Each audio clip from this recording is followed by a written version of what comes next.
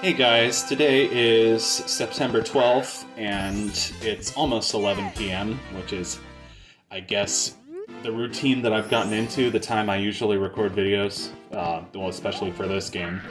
Currently, this is the only game that I'm doing live commentary for, so I guess that only makes sense.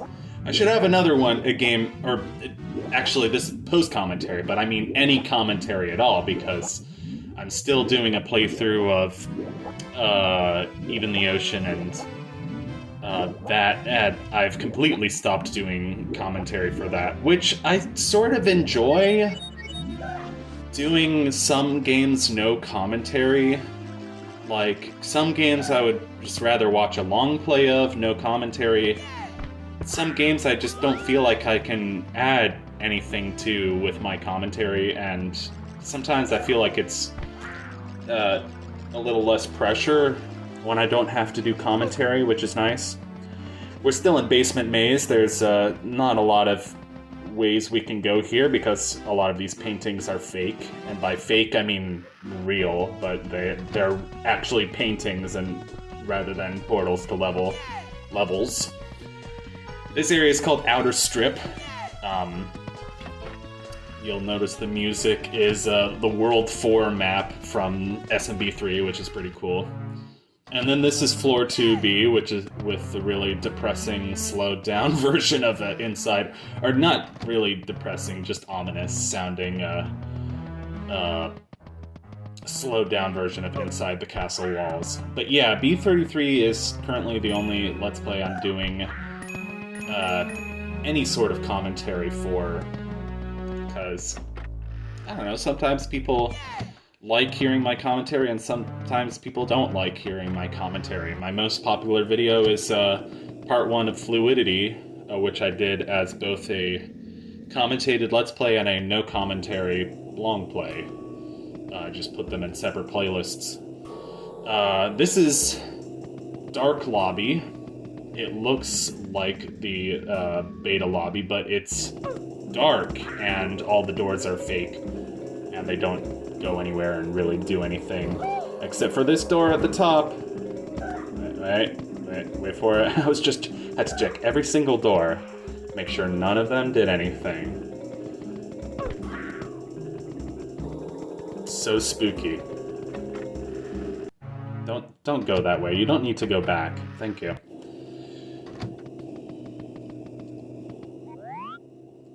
So, yeah, occasionally I'll do like a Bloons Tower Defense video. Those are fun to do. I like that game. I never claim to be a professional or someone who's very skilled at it, but I do enjoy watching my skill get better and better. It's just, for me, it's a fun game. It's a fun strategy game. And it sort of scratches that itch in my brain.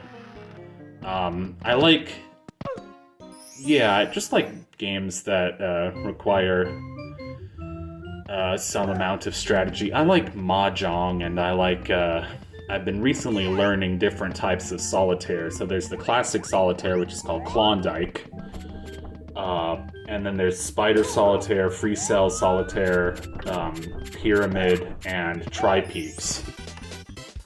So I learned how to play Free Cell like a couple months ago, and then just this week I was like, you know what, let me learn the two that I don't know how to play, which are Pyramid and Tri-Peaks, which are pretty cool actually. Tri-Peaks is about, it's about like chaining together cards, like finding a strategy is like, oh, well, I have a 5, 6, 7, like the next card in the sequence. You can go up one card or down one card. So that's kind of fun. And that involves some, logic and strategy. So I like that. And then, I feel like Tri-Peaks is a little less, Pyramid is a little less strategy. It's literally just about finding cards that add up to 13, but there is still some strategy involved. And then Mahjong is just, there's some strategy in it, like, you know, you have to work your way. If you're doing Mahjong, you sort of have to work your way top down and then from the outside in so that you don't run out of matches.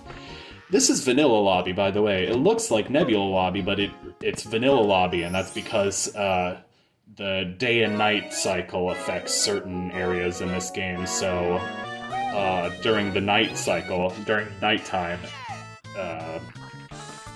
what am I trying to say? Vanilla Lobby takes on the aesthetics of Nebula Lobby. So it's fun. This game, you know, will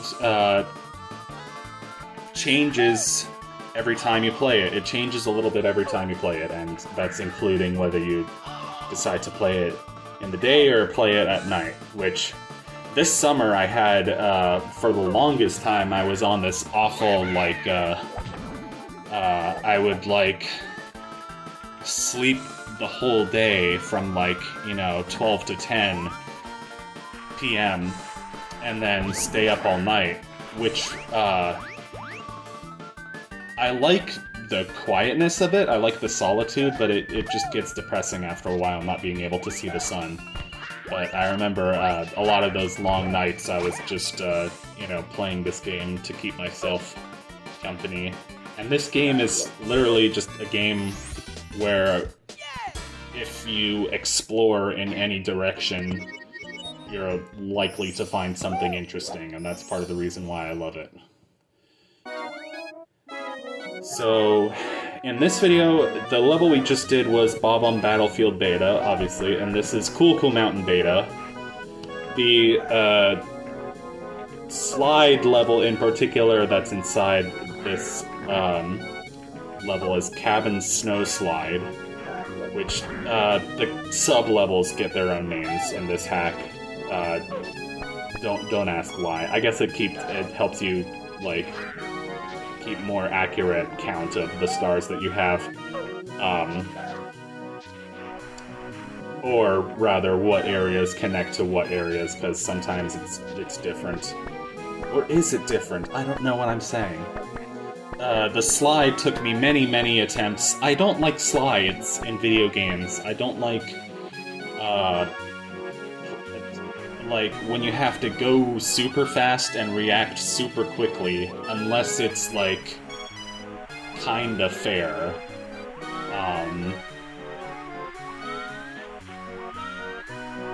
Like, I don't know, with stuff like, I don't know, I just think in 2D it's a little bit more fair than it is in 3D.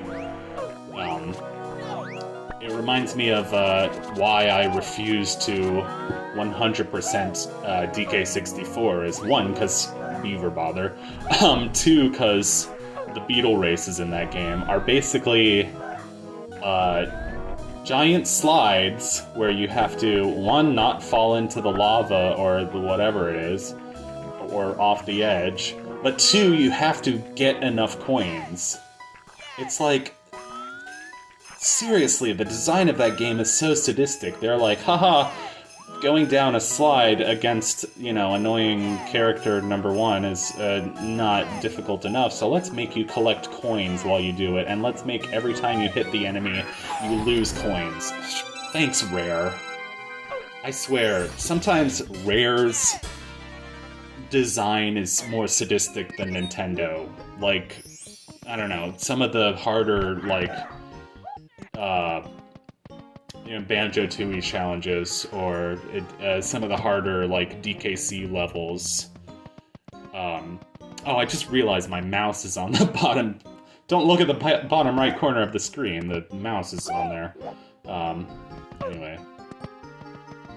It might be there in some of the upcoming videos, too, because I've recorded many hours of this game and just have not gotten around to commentating it yet, because the playing of the game is the fun bit, and the sitting down and editing videos and thinking of funny stuff to say is the more boring / more difficult part.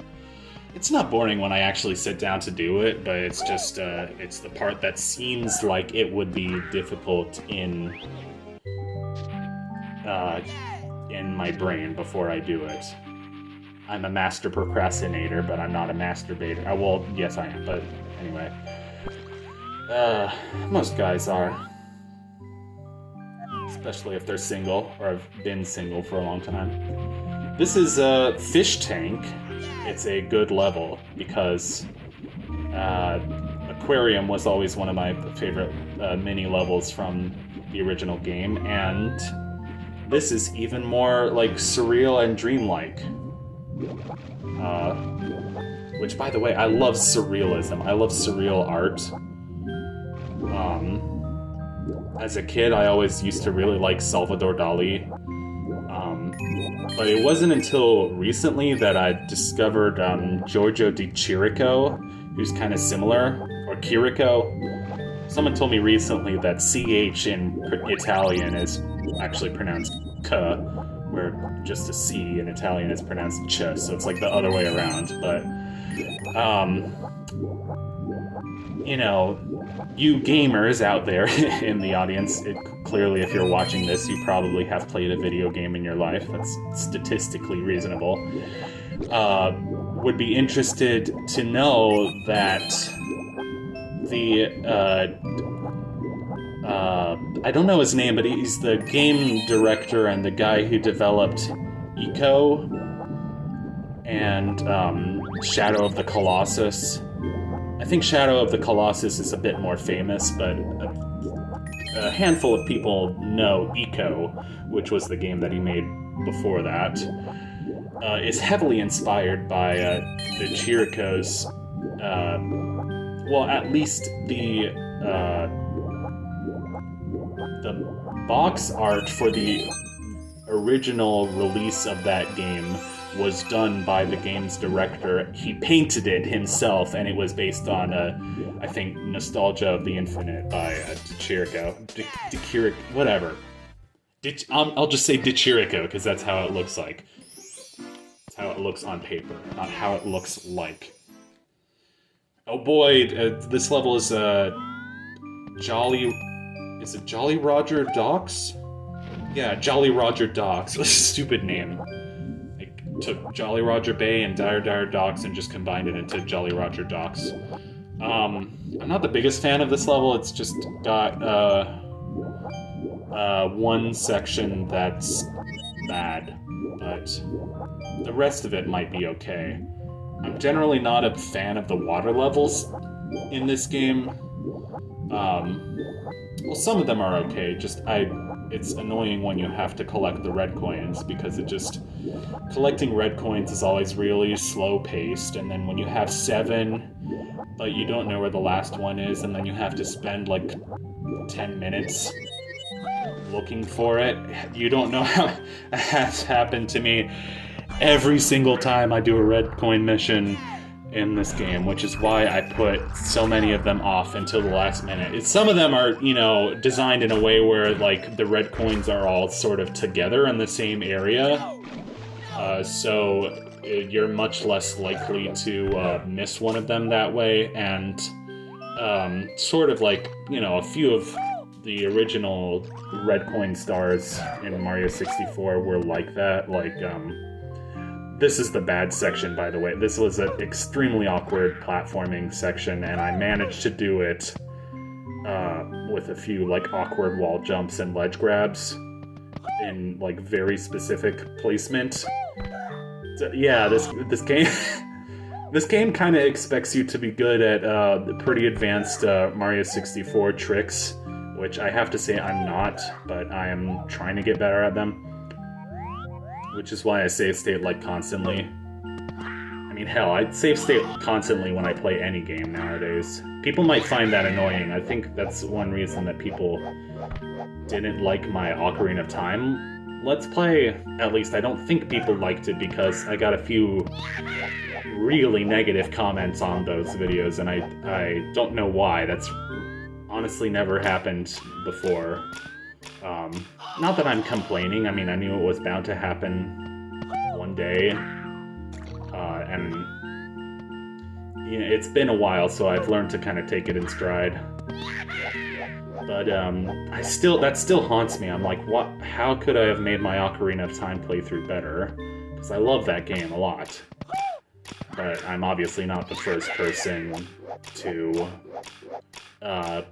do that game, and I'm not the best or most knowledgeable person on that game in the world. There's thousands of other people who have played it and are better at it than me. What was I talking about originally? Something about how cornflakes were invented as an anti-masturbation device. No, I'm kidding. That is true though. Look it up. I thought that was common knowledge, but yeah. Anyway, release the Epstein. No, bringing politics into. I was talking about red coin missions. Yeah, I like red coin missions that are kind of clustered. Like in the original game, Tick-Tock Clock was kind of like that. Oh, good job. Lethal Lava Land was kind of like that. Even Hazy Maze Cave was kind of like that, because all 8 of them you had to get from the elevator. You can't tell, but this is actually... I like this level a lot. This is Bowser in the Dark World beta, and I like this level because it kind of feels like a Crash Bandicoot style level. Like it's a linear 2D platformer, which happens to be in 3D sometimes. Also, I wanted to say that, like, some of the pieces of music in this game are... the joke is that they are an arrangement of the original composition from Mario 64, but they've been messed with in some way, and for this one, the notes have been turned upside down, so where the melody should go up, it goes down, and where the notes should go low, they go high. And that's something that you would probably only realize if you were a super, like, music nerd like me, who has a master's degree in music composition. But you can also just kind of notice it if you're just playing the game casually, and if you know the original music well enough. I like how the level is called Bowser in the Dark World Beta, but the boss fight is called Bowser in the Dark World December 95. It's stupid, but it's amusing. One of my running jokes is the psychological horror aspect of this game is not the jump scares, is remembering all the stupid, like, minor variations of level names. Anyway. Thank you for watching, and I'll see you in the next episode on the television show of me playing Mario.